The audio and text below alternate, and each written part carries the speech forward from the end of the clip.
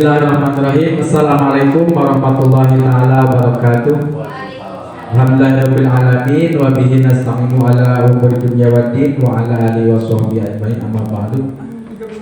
Yang saya hormati Bapak Kepala Sekolah SDN Cibogo dan juga yang saya hormati Bapak Ibu Dewan Guru SDN Cibogo. Alhamdulillah pada hari ini kita bisa bertemu muka dalam keadaan sehat walafiat, tak kurang suatu apapun.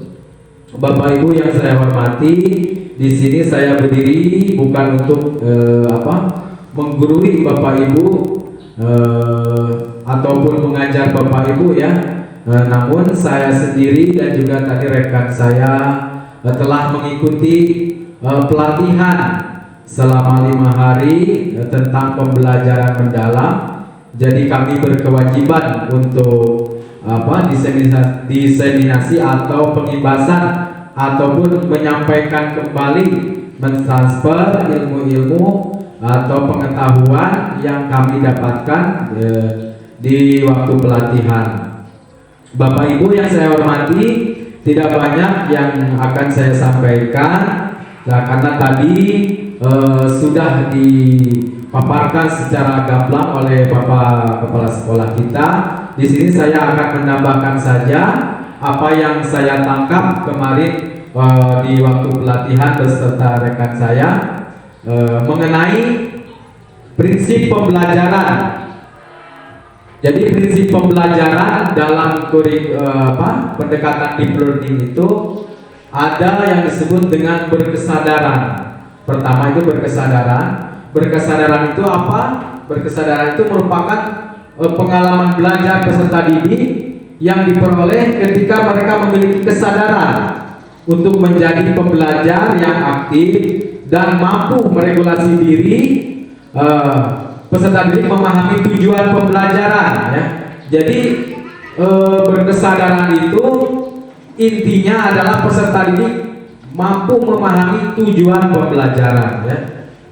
Kemudian termotivasi secara intrinsik untuk belajar serta aktif mengembangkan strategi belajar untuk mencapai tujuan. Ketika peserta didik memiliki kesadaran belajar, mereka akan memperoleh pengetahuan dan keterampilan sebagai pembelajar sepanjang hayat. Jadi prinsip pembelajaran yang pertama berkesadaran itu adalah intinya adalah peserta didik mampu memahami tujuan pembelajaran.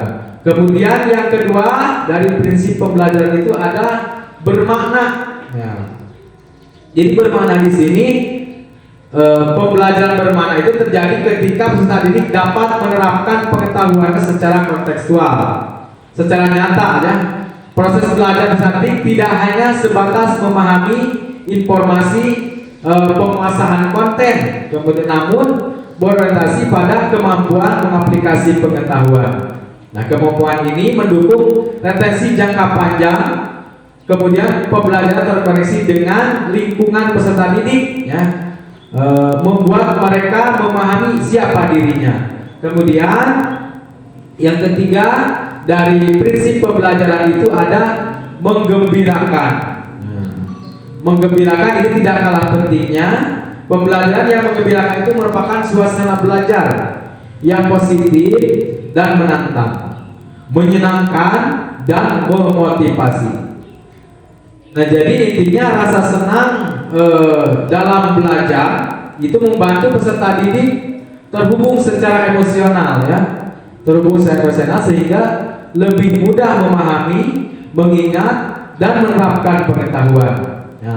Nah itu yang pertama, Bapak Ibu Dewan Guru, dari prinsip pembelajaran itu ada 3 pokok penting, yaitu berkesadaran, bermakna dan menggembirakan. Kemudian saya ulas kembali dari awal tadi yang sudah disampaikan juga oleh Bapak Kepala Sekolah kita, bahwa pembelajaran mendalam itu bukan mengganti kurikulum, bukan, yaitu merupakan pendekatan ya, pendekatan dengan istilah bahasa Inggrisnya itu deep learning. Jadi deep learning itu pendekatan pembelajaran yang menekankan pemahaman mendalam, penguasaan kompetensi dan keterlibatan aktif siswa dalam proses belajar. Kemudian yang tadi saya sampaikan itu dalam prinsip pembelajaran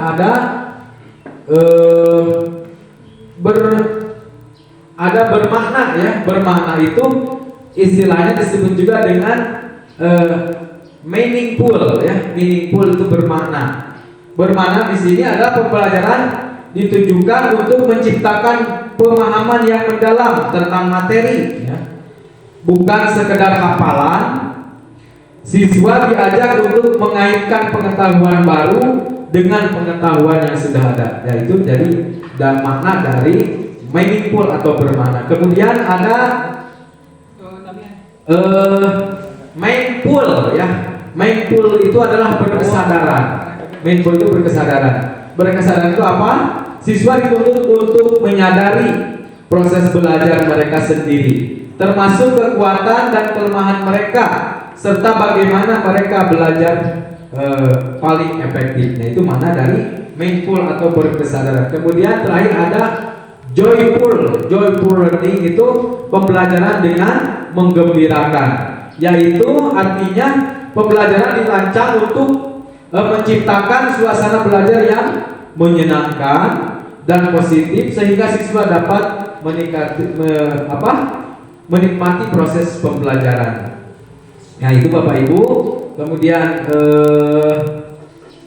yang terakhir yang akan saya sampaikan yaitu mengenai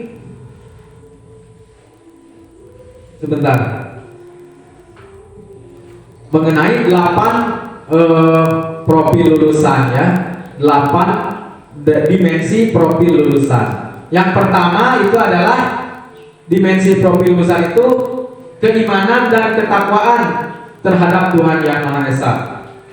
Nah, di sini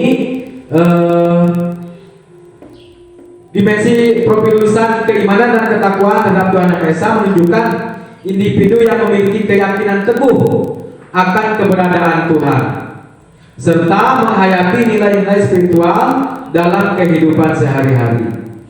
Kemudian nilai keimanan ini tercermin dalam perilaku yang berakhlak mulia, penuh kasih, serta bertanggung jawab dalam menjalankan tugas dan kewajibannya. Dengan demikian, profil ini menekankan pentingnya keseimbangan antara pengetahuan, moralitas, dan hubungan yang harmonis dengan Tuhan, sesama manusia, dan lingkungan sekitarnya. Nah, itu adalah makna dari profil lulusan yang pertama, yaitu keimanan dan ketakwaan terhadap Tuhan Yang Maha Esa. Kemudian selanjutnya ada kewargaan. Dimensi lulusan kewargaan menunjukkan individu yang memiliki rasa cinta tanah air, mentaati aturan dan norma sosial dalam kehidupan bermasyarakat, memiliki kepedulian, tanggung jawab sosial, serta berkomitmen untuk menyelesaikan masalah nyata yang terkait berkelanjutan manusia dan lingkungan. Nah, jadi berfokusnya keluarga itu kesadaran peserta didik untuk berkontribusi terhadap kebaikan bersama sebagai warga negara dan warga dunia. Nah, itu adalah makna dari profil lulusan yang kedua, kewargaan. Kemudian kita percepat saja. Yang ketiga ada penalaran kritis. Penalaran kritis itu merupakan individu yang mampu berpikir secara logis, analitis, dan reflektif dalam memahami, mengevaluasi, serta memproses informasi. Jadi peserta didik memiliki keterampilan untuk menganalisis masalah, mengevaluasi argumen, menghubungkan gagasan yang relevan, dan merefleksikan proses berpikir dalam pengambilan keputusan. Nah, itu makna dari penalaran kritis. Kemudian selanjutnya ada kreativitas. Dimensi profil lulusan kreativitas yaitu individu yang mampu berpikir secara inovatif, fleksibel, dan orisinal dalam mengolah ide atau informasi untuk menciptakan solusi yang unik dan bermanfaat. Nah, mereka itu diharapkan dapat melihat masalah dari berbagai sudut pandang, menghasilkan banyak gagasan, kemudian serta menemukan dan mengembangkan alternatif solusi yang efektif. Nah, kemudian tujuan lainnya adalah peserta didik yang memiliki kreativitas cenderung berpikir di luar kebiasaan, mengembangkan ide-ide secara mendalam, serta memodifikasi atau menciptakan sesuatu yang orisinal, bermakna dan memiliki dampak positif bagi lingkungan sekitar. Selanjutnya ada kolaborasi. Nah, ini kolaborasi. Dimensi lulusan kolaborasi adalah merupakan individu yang mampu bekerja sama secara efektif dengan orang lain. Jadi kita tidak monoton dengan kemampuan sendiri. Ya, kita ada kerjasama atau kolaborasi dengan pihak lain atau orang lain secara gotong royong untuk mencapai tujuan bersama melalui pembagian peran dan tanggung jawab. Kemudian selanjutnya yang keenam ada kemandirian. Dimensi kemandirian ini artinya peserta didik mampu bertanggung jawab atas proses dan hasil belajarnya secara sendiri dengan menunjukkan kemampuan untuk mengambil inisiatif, mengatasi hambatan, dan menyelesaikan tugas secara tepat tanpa bergantung pada orang lain. Selanjutnya ada kesehatan. Dimensi kesehatan ini menggambarkan peserta didik yang sehat jasmani secara individu, serta menjalankan kebiasaan hidup sehat, memiliki fisik yang prima, bugar, sehat, dan mampu menjaga keseimbangan kesehatan mental dan fisik untuk mewujudkan kesejahteraan lahir dan batin. Kemudian yang terakhir ada komunikasi.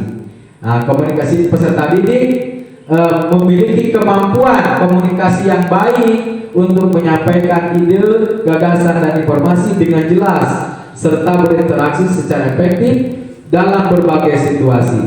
Nah, profil komunikasi ini memungkinkan peserta didik mampu berinteraksi dengan orang lain, berbagi serta mempertahankan pendapat, menyampaikan sudut pandang yang beragam, dan aktif terlibat dalam kegiatan yang membutuhkan interaksi dua arah.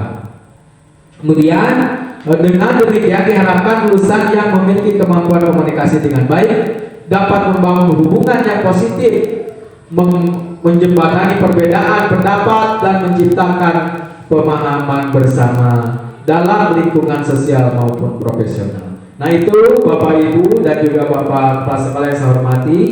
Mohon maaf kami hanya itu yang bisa kami tangkap ya dalam pelatihan kemarin. Semoga